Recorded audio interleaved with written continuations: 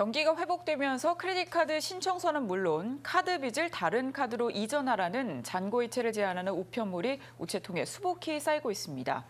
하지만 크레딧카드 업체에서 제한하는 잔고이체 내용을 숙지하지 못할 경우 숨겨진 수수료를 지불해야 할 수도 있어서 주의가 요망됩니다. 보도에 이삼현 기자입니다.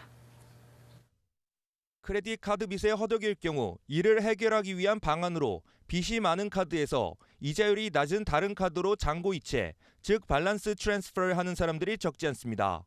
크레딧 카드 업체들은 신규 가입자를 늘리기 위해 우편 등을 통해 잔고이체 제한이 끊임없이 이어지고 있는 상황.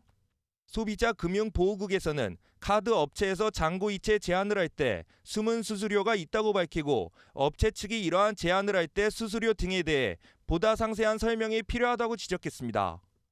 금융보호국은 신용카드 이용자들이 카드 빚이 불어나면서 다른 크레딧 카드로 잔고이체가 이어지는 가운데 신청서에 사인을 하기 전에 깨알 같은 글씨로 써져 있는 내용까지 확실히 알아야 한다고 강조했습니다.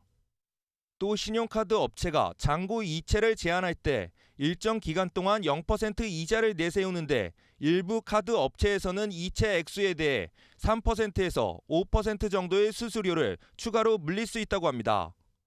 예를 들어 주요 은행들의 크레딧 카드는 잔고이체 수수료가 $5이거나 이체 액수의 3% 중 큰 액수라고 제시하는 경우가 많은데 $10,000를 이체할 경우 수수료가 $500가 됩니다. 높은 이자율을 피하려고 잔고이체를 하는데 실제로는 더 많은 빚을 지게 되는 셈입니다.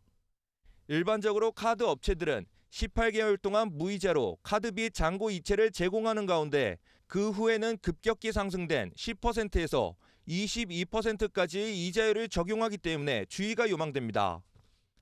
만약 카드빚을 다른 카드로 잔고이체를 했을 경우 보통 그 카드를 사용해 물건을 구입하는 등 사용을 했을 경우 높은 이자가 즉시 적용됨에 따라 빌린 금액을 다 갚을 때까지 사용을 피해야 합니다.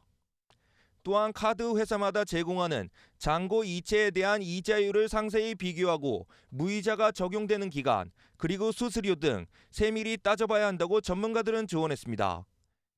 크레딧 카드와 관련한 불만이 있을 경우 소비자금융보호국에 신고할 수 있습니다. LA팀 프라임 뉴스 이삼현입니다.